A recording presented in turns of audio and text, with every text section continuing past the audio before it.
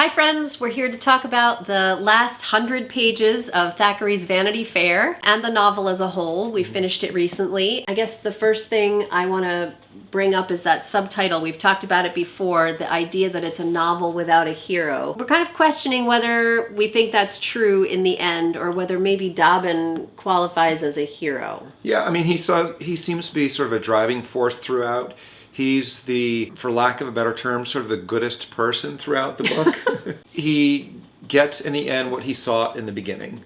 Yeah, and he doesn't ever slip up. Like he's loyal and faithful and does all the right things. Yeah. But I don't know, like, could we characterize him as a hero? He's not the one who goes through all the trials and does something courageous and comes out on the other side. I don't know whether we would really qualify him as a hero. In the end, I mean, he gets Amelia, but really he gets a daughter and his history books. It's not the rom-com kind of glorious ending that you'd expect from a hero. Yeah. So maybe it's a definition problem, right? Maybe we're asking for a particular kind of hero and Thackeray is trying to give us something else. Well, it seems like, I'm thinking about how Vanity Fair is playing on Vanity Fair from Pilgrim's Progress. Christian is definitely the hero of that story, and Christian and his companion are kind of fighting their way through Vanity Fair. And I don't know, maybe, well, you said this earlier, that they're still in Vanity Fair at the end of the novel. So maybe you can't call him a hero if he hasn't kind of fought his way through and come out on the other side. Right, although you have, like, for instance, Joss, in a way, gets ensnared by the embodiment of Vanity Fair. Yeah, for sure. Right? And he ends up with just sort of a big beige life of he supports Becky, but they sort of live apart from each other at the same time, and there's nothing really good going on in his life. When he dies, there's kind of no remnant. Well, and he knows that she's taking advantage of him. He can't extricate himself from that relationship. Yeah. Pretty much everybody, certainly Becky is also an embodiment of Vanity Fair. Yeah. She's like both quicksand and like just the monstrous force in Vanity Fair. Well, and also Amelia. I mean, she definitely gets taken down by her own vanity, her own longing for this husband that she can't see for who he really was. And she refuses until the very end to acknowledge. And the only reason she has to acknowledge it in the end is because Becky presents her with a piece of paper with his handwriting on it. There's nothing to be done about it. So neither one of them could come anywhere close to being characterized as a heroine in the novel. No, and it's so deeply ironic that it's Becky who sort of triggers the ending. Yeah. But with an act of honesty, but also she manages to do it delicately enough that Amelia can hear this news. I don't know how delicate it is. I mean, she hears the news because there's no denying it. It's in his handwriting. Yeah. There's nothing she can say, and she's not happy about it. She's not grateful. She's not, I mean, not that you would expect her to be, but she's not, I wouldn't say it was delicate. Right, but it does allow her to let go of the past and move into the future and pick up a future that actually is good for her. So it's not that she does it out of any kind of there's no conscience sympathy. there. Yeah. Well, I guess it is sympathy.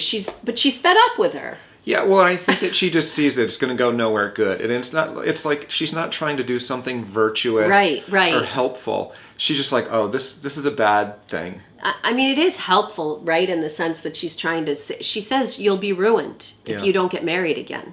And here's Dobbin, who's asked you 100 times. But fortunately, for us, I guess, Amelia's taken care of that with her letter, right? She's already written to Dobbin to, which is going to affect that sort of rom-com moment that we do get down at the docks. Yeah, she's standing there waiting for the ship to come in. It's like a classic end of a romantic comedy, waiting, and will he be on the ship or won't he be? I find it fascinating to kind of see the origins of that really familiar trope that we have now. I'm guessing that Vanity Fair is one of the places where that comes from. Some of those markers of the genre, like waiting there, will he be on the ship or not? The other thing that occurs to me in this whole Becky-Amelia dynamic is the classism of the novel. I noticed noticed it a number of times as we were reading, and I wasn't sure whether it was Thackeray's classism or Vanity Fair's classism. You know, Becky is this low-born character. Low-born, like she's the daughter of an opera singer, and I forget what her father did. She's not ever going to be allowed to move beyond that station in life as a character.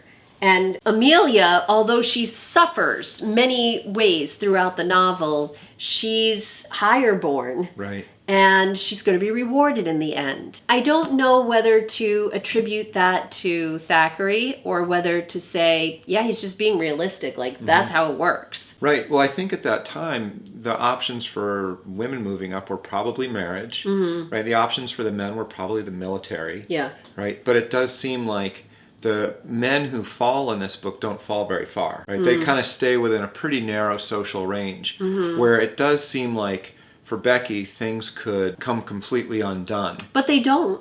No, because she's willing to put up with Joss and take his money. Yeah. I don't know whether that's a problem of the novel or not. That's maybe a very American way of looking at it. Right. The other thing that's really interesting, I think, is that it's a novel of its time in the sense that Thackeray can't really tell us all the horrible things that Becky has done. So he can show us the consequences of her behavior, but he can't really show us all of the behavior. We can see her gambling, we can see her flirting, you know, we can see her lying. I just wanted to share that passage where he compares her to a sea monster. It's one of my favorite passages in the novel because it really gives you a sense of what he's up against as an author. He's trying really hard to show us how horrible she is, but he's really restricted. Yeah. This is in chapter 64, so very close to the end.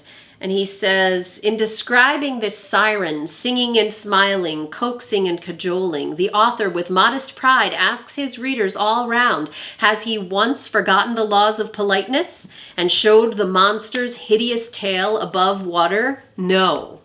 Those who like may peep down under waves that are pretty transparent and see it wreathing and twirling, diabolically hideous and slimy, flapping amongst bones or curling round corpses.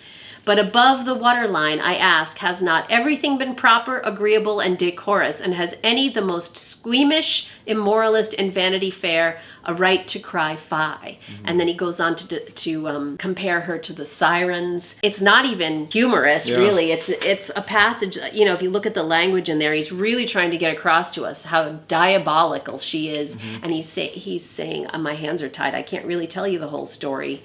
Yeah, and one of the things I find really interesting in there is he says that the water is clear. If you look, you'll see. It's transparent. Right? And, you know, but even though it's so clear and so obvious, I still can't tell you. Right. She's wickeder than we're allowed to be see. We're allowed to see. We have to just imagine for ourselves some of the other horrible things she's done. And that makes her not quite so amusing. So there was another interesting thing about the narrator. So not Thackeray, but that turns out that the narrator is not an omniscient narrator as he appeared to be, or it appeared to be throughout the novel, but we find out in these last 100 pages that the narrator is actually a character, a man who met them at the opera at some point and was intrigued by them and then got a bunch of details about them from Major Tapeworm, who apparently feeds off everyone. That struck me as a really kind of odd move on Thackeray's part, to have a narrator who's actually a character, but he doesn't let us know that until very late in the novel.